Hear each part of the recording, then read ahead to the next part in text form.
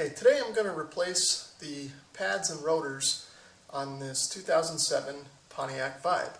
I've already done the driver's side. This is the passenger side. So I'm going to go ahead and get started here by pulling off the wheel. Before I raise the car in the air, I like to remove the hubcap and loosen the lug nuts. That way I don't stress the transmission as much by trying to put a lot of force on the wheel.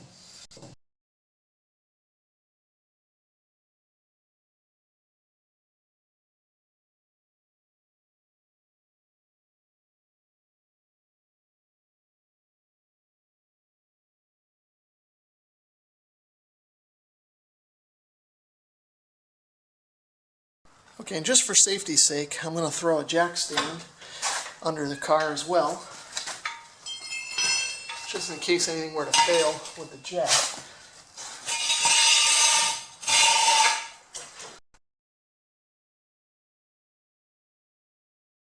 Okay, so I've got the car lowered down on the jack stand, but I always leave the jack under there as well with a little bit of pressure on it, just in case the jack stand were to fail. There's sort of a redundant thing on there to help keep the car from falling on me, and vice versa. If the jack fails, the jack stand is there to take the weight.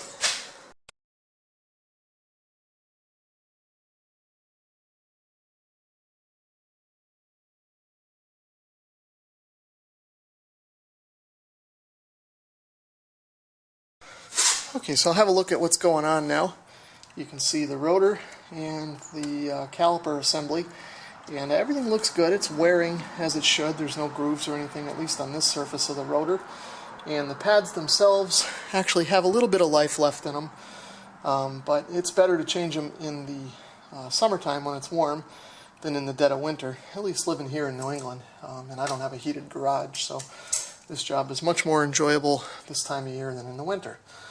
Anyhow, what I'm going to do next is I'm going to spin the wheel so that I can see the caliper a little bit better and so that you guys can see it as well, and we'll start working on removing it.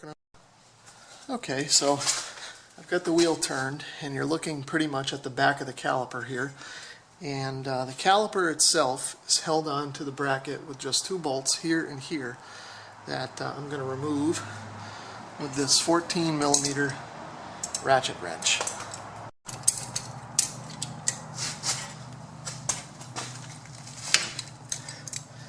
I'll just loosen those up first, and now these are actually finger tight, so I can just pull these off by hand. There's the top bolt, and there's the bottom bolt, and they are both the same, so they can get mixed and matched, and it really doesn't matter. Okay, so the next thing I'll do is use an old screwdriver and try and pry the caliper out of the way here. And I might need to do a little prodding, but you can see it should just kind of pop out of the way.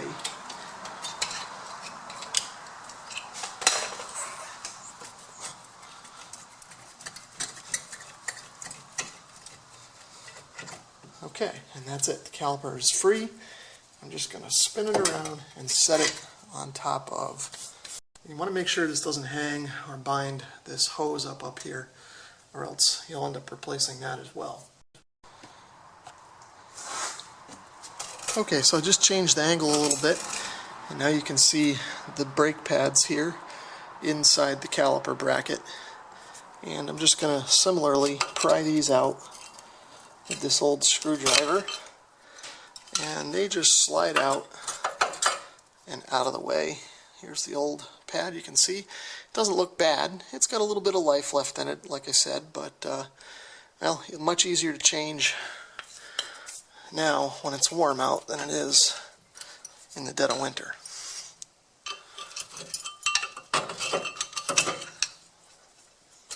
And here's the inner pad. You can see.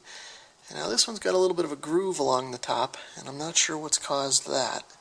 If that was in there from the factory when they were originally made, or if something is rubbing in there, or just the way it seats on the rotor or something. I don't think it was causing any problems, but just interesting to note that groove on there. But again, about the same amount of wear as the other pad, so that means everything is wearing evenly, which is a good sign. The next thing that I want to do is remove this caliper bracket, and that's held on with 2 bolts. Right here is one. I don't know if that's really visible in the camera or not, but I'll try and get a little light on there. Let's see, there's one. Of course my hand's in the way. Try it this way. There's one here. Yeah, I don't know if I'm getting the right angles here. It's hard to tell. Anyway, there's one there, and then there's one down here as well. That one you can kind of see now. So I'm just going to use a breaker bar, 1/2-inch breaker bar, with a 17 millimeter deep drive socket. You don't need a deep drive socket, but that's the only 17 millimeter socket I have. In fact, actually, this 17 millimeter socket it's too long for the top bolt. Now that I try and put it on there, it's hitting against this bolt here that's on the steering knuckle. So I'm going to try and find a shallow socket. Okay, I don't have a 17 millimeter shallow drive socket, but I do have a 3/4 inch, and that's fairly close. I think it should be okay. Really, it would be better to use a 17, but this is a 6-point socket and it fits pretty good, so we'll go slow and make sure nothing rounds over here. Okay, that feels like it cracked loose. Yep, no problems there. So let's do the bottom one. Okay, it feels like it went. So now that those are loose, I'll get a ratchet and work those out the rest of the way. Okay, now I've got a 3/8 drive ratchet with a 17 millimeter socket on it.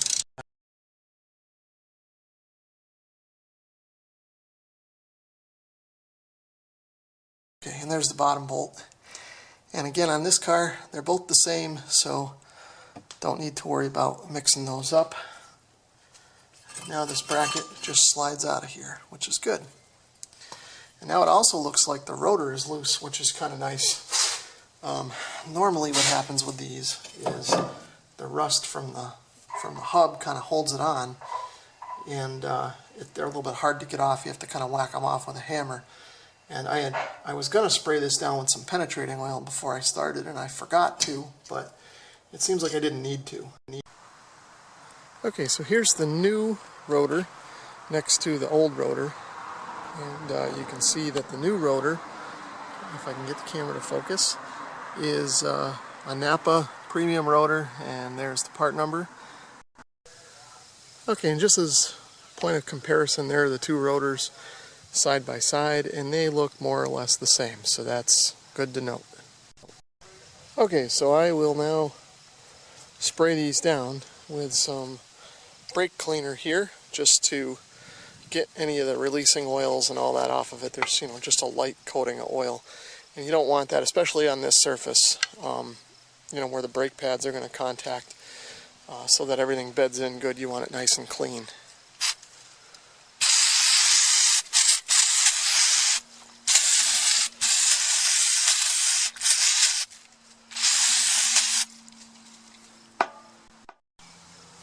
Okay, we'll flip them over and do the other sides.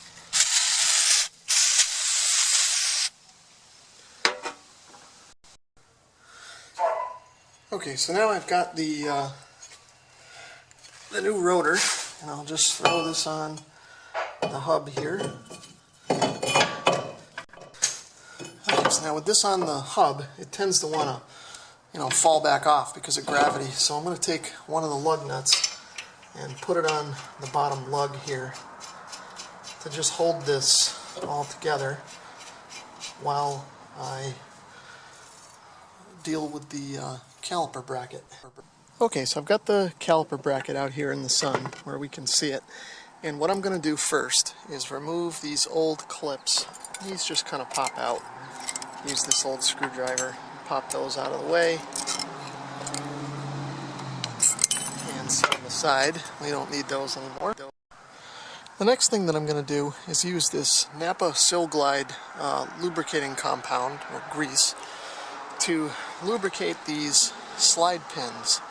And these are the things that allow the caliper to float freely and compress and release the brake pads on the rotor. And these feel like they're in fine shape. But anytime I change the pads, I like to pull the rubber boots back and put a little grease in there and lubricate them and make sure everything is in good condition. These things have a tendency to dry up. The grease will kind of fall out, or moisture will get in behind the boot and cause these things to seize up over time on some cars. So I like to check them just as a point of maintenance. So anyway, the thing to do is to kind of pull the pin out and then pull the boot back, and you can kind of see what's going on here maybe in the camera. I'll pull the pin all the way out. There is a lip on the end of the boot, or on the end of the pin rather, that this boot slides up and locks into. You can see there's kind of a groove around inside of there. And that helps keep everything together and keeps moisture from getting in and keeps the grease from getting out. And as you can see, there's a fair amount of grease on that pin, but I'm going to add some more. And you don't need a lot. Just maybe a pea-size amount, I guess. And I'll put it especially up here on this part of the pin, since it seems to be a little dry on this side.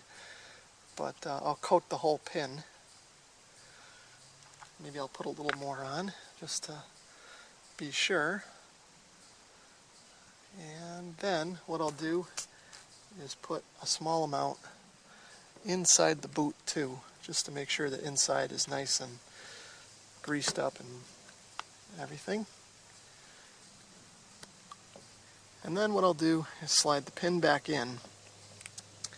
And the most important part of this process is to make sure that this rubber boot seals up over the groove on the pin there. And if that doesn't happen, like I said before, the moisture will get in and the grease will get out. So you can see there, actually might have a little bit too much grease in there. I'm going to pull this back a little bit. There. Okay. So that should be fine. I'll wipe off the excess grease here, and I'll proceed to do the other pin. Oops. Same procedure.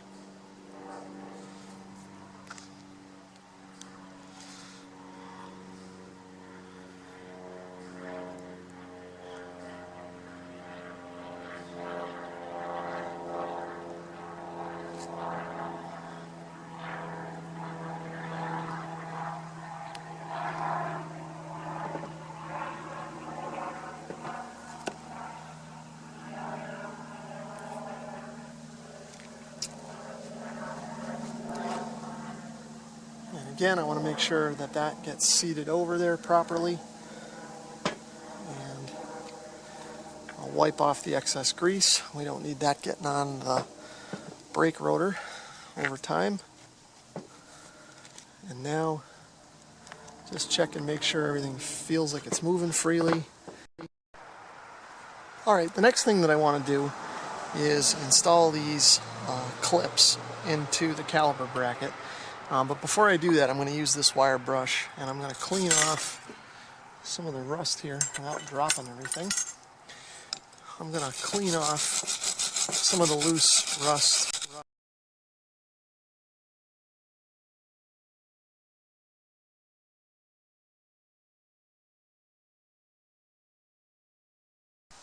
Okay, so the way these clips go on, you can kind of see them here. There's sort of a pinch in here. This is like a spring steel that will clip over this tab here, I guess for lack of a better word, and it'll just kind of clip over that and stay on the caliper. And that's why I wanted to clean off any of the loose rust, just to make sure everything seats the way that it should. So I'm going to take the clip and just kind of line it up. You can kind of see here, there are tabs on the ends of the clip, and the tabs on the insides are kind of folded in to help line them up. And I should be able to just press this on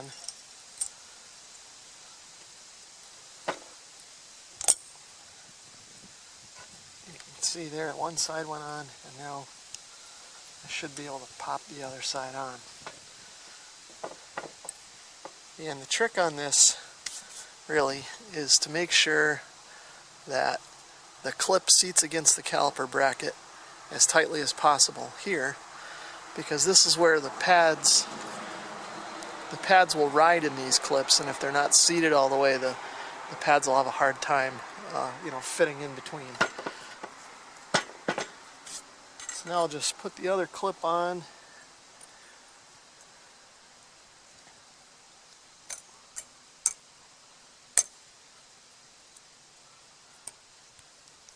I'll get my elbow out of the way there.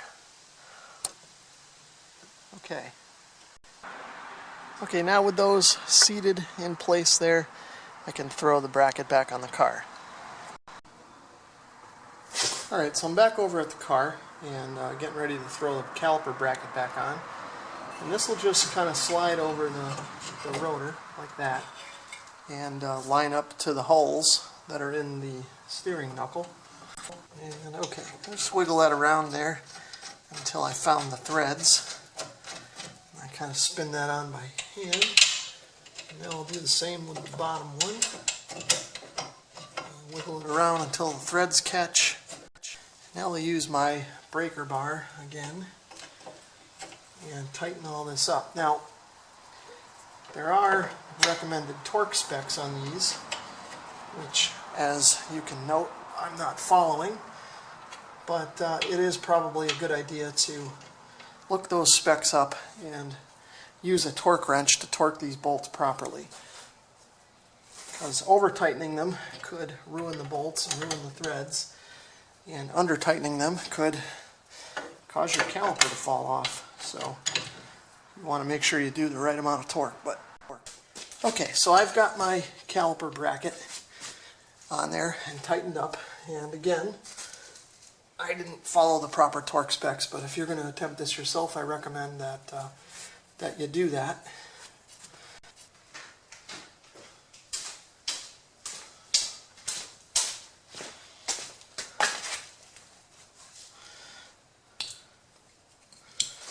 Okay, now that the caliper bracket is in place, I'm going to take a little bit of this Sil Glide again, the brake grease, and I'm going to put just a little bit in the caliper, in these brackets, and that'll help guide the pads on, and theoretically it should help over time, help the pads kind of slide around and move on there and not bind. But I think after a while this grease will kind of disappear and everything will just get kind of rusty. Now you want to be careful you don't get any on the rotor itself. Okay, so with the grease in there, I'm going to take the brake pads, and you can see these are nicely labeled on the inside of the shim, inner, and this one is labeled outer, as you can see. So I'll start with the inner pad, and I just want to clip this in to the clips, or orient it into the clips, try and line everything up, and keep these are always a little bit of a kind of a balancing act to get everything in there, especially when the clips are new like this. They're just not quite seated in the right way. But it looks like I've got the inner one in. The trick was to push it into the upper clip first and then slide it into the bottom. So that seems to be in there good. Okay, so now I'm going to slide the outer pad in, and I'm going to go around this part of the caliper bracket. And I also try not to touch the surface of the pad while I'm doing this, because there is a little bit of grease on my fingers still. So I'll just kind of work this in, try and line it up under the bracket. And again, I'll go in the upper one first and then slide in the bottom part. That seemed to work pretty good. So now the pads are seated in place. So now the next thing I'm going to do is get ready to push the caliper piston back into its bore a little bit. And the first thing I'm going to do is wipe off some of this excess dirt and rust around. Anyhow, I'm going to take some more of the silicone brake grease here, the Sil Glide, and I'm going to apply just a thin layer to the outer part of the boot on the caliper piston. And that'll help keep it from binding as I push it back into its bore. And it's kind of hard to get in the bottom there with it. I don't want to put too much, but just enough to kind of keep it moist. And you don't want to use any kind of WD-40 or anything like that with a solvent in it, because that'll dry that boot out and cause problems with the caliper over time. But this Sil Glide is silicone based and it should be okay on the rubber. Okay, now in order to push the caliper piston back, I'm going to use these vice grips that I have. These work good for this job. They have a nice smooth pivoting head here on the jaw, and that helps push everything in. Some people like to use C-clamps and things like that, but these seem to work okay for me. So what I'm going to do is just put this over the caliper. So one end goes inside the piston cup, and the other end goes on the back of the caliper. I'll get my arm out of the way so you can see. And then I just kind of adjust the nut here on the vice grips to get some tension on there. And then I can just slowly kind of push on this.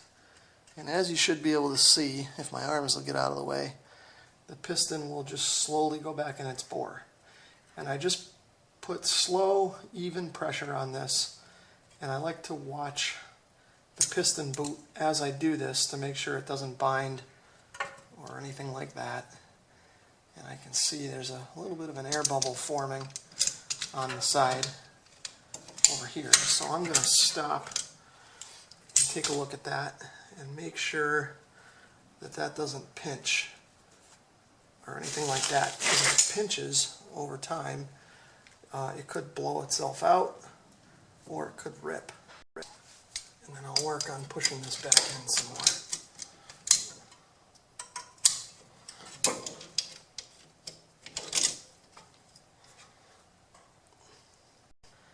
Now you don't push the piston back in the bore too far.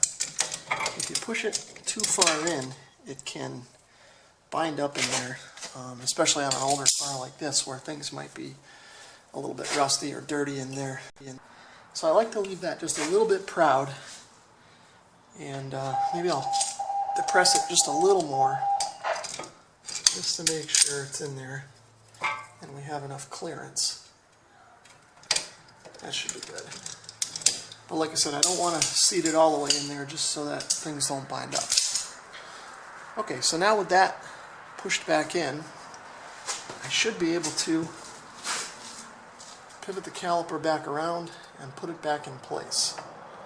And everything should slide right over.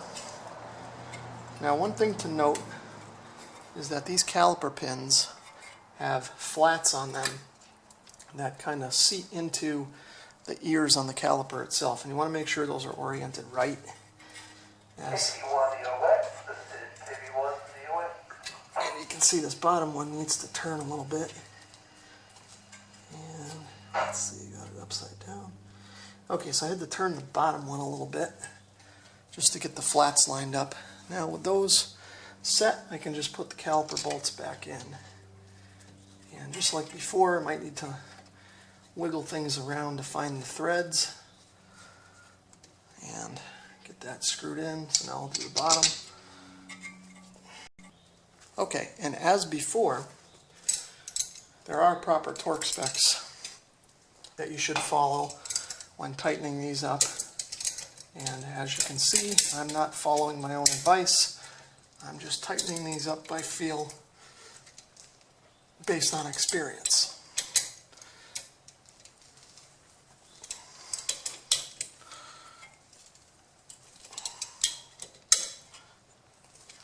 Okay, so now that those are all on and in place, I should be able to throw the wheel back on and go for a test drive. Now before I put the wheel back on, I think I'm going to go over this one more time with a little bit of brake cleaner. And I want to make sure that I don't get this stuff where the seals are or in the hub or any of that sort of thing, so it dilutes the grease. Probably could go up under the pads there a little bit. Yeah, it seems like. So now I'll just get behind the rotor a little bit and then throw the wheel back on. Okay, before I throw the wheel back on, I'm going to pull this lug nut off.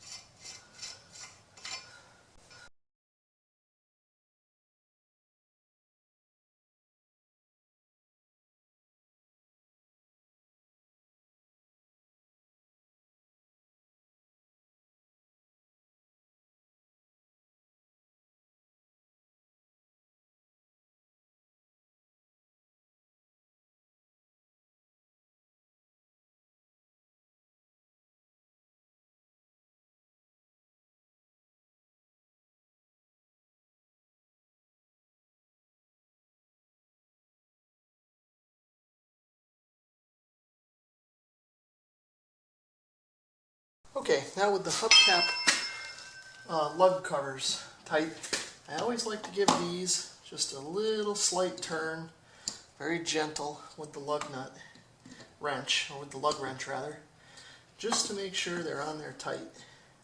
Of course, this has got to be very gentle. Those are plastic. You can strip those out real easy. But I just like to make sure they're tight so this thing doesn't fall off. Okay, I've come out here to an isolated stretch of road where nobody should be around to get behind me or anything and cause any problems while I do some brake tests. But as you can see, everything seems to be working good. If I apply the brakes, hands off the wheel, there's no pulling or anything like that. I've got both windows open and listening for abnormal noises, and all I can hear is the normal kind of noise the brakes would make when they're applied, especially when they're new like they are. Everything seems good. I don't feel any dragging or pulling while driving along normally, so I think everything worked out the way that it was supposed to. And again, put the brakes on, going around. And one of the important things when you have new brakes and rotors like this is you want to bed the pads into the rotors and just do a bunch of stops like I'm doing, probably from a faster speed than what I'm going now. But the trick is to, bed the pads into the rotors, but don't, when you come to the stop sign, don't sit on the brake so that the pad material will want to kind of melt and stick to the rotor. So I'll just drive back and forth a little bit here, bed this in a bit better, since this is my wife's car and she's going to be taking it to work in the morning. And then I'll call it done, head back to the house and clean everything up. Okay, that's going to just about do it for replacing the pads and rotors on this 2007 Pontiac Vibe. If you found this video helpful, please give it a thumbs up, and if you want to leave a comment or subscribe, feel free to do so. Thanks for watching.